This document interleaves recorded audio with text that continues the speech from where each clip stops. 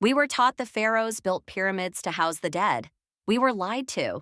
The greatest architecture of ancient Egypt wasn't made of limestone, it was carved into the living human brain.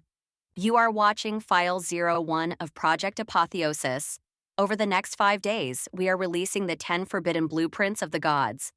This is a journey through bio-mythology, the decoding of the human machine through the lens of the divine, and it begins with the hardware. In 1862, an American named Edwin Smith purchased a scroll in Luxor. He thought he found a book of magic spells.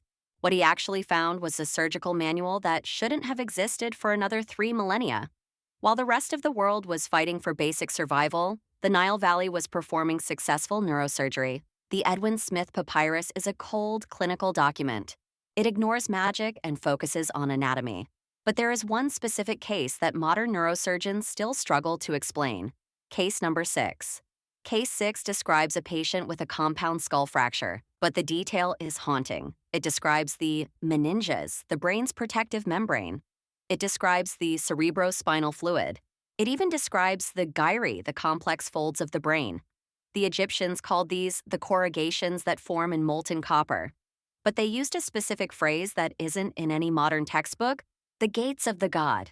They believed that the brain wasn't just an organ. It was a rhythmic engine of electricity.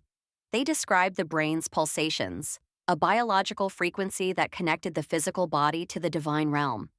This knowledge is attributed to Imhotep. To the Greeks, he was Asclepius, the god of healing. To the Egyptians, he was the architect. In the world of bio-mythology, Imhotep realized that the human body was a temple. If the wiring in the attic, the brain, was damaged, the spirit could no longer inhabit the stone. They used obsidian scalpels. These blades are so sharp they don't cut cells, they separate them at a molecular level. We have found Egyptian skulls with perfectly circular holes, a procedure called trepanation. But here is the proof of the God-Machine. Many of these skulls show bone regeneration. These patients didn't die on the table. They lived for years after. Why would a civilization obsessed with the afterlife care so much about neurosurgery? Because they knew something we are only just rediscovering. The third eye isn't a metaphor. It's a physical coordinate in your skull. The eye of Horus is a literal map of the human brain's limbic system, the seat of our emotions and survival instincts. The Egyptians weren't just opening the skull, they were targeting the pineal gland, the God frequency receiver. By relieving intracranial pressure, they were overclocking the human hardware, allowing for higher states of consciousness during their sacred rituals.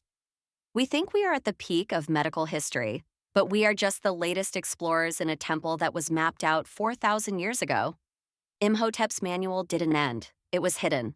And we are only just now learning how to read the blueprints. The hardware is set, but the brain was just the beginning. To truly understand the God-Machine, we have to look at how this procedure was performed across every corner of the globe simultaneously.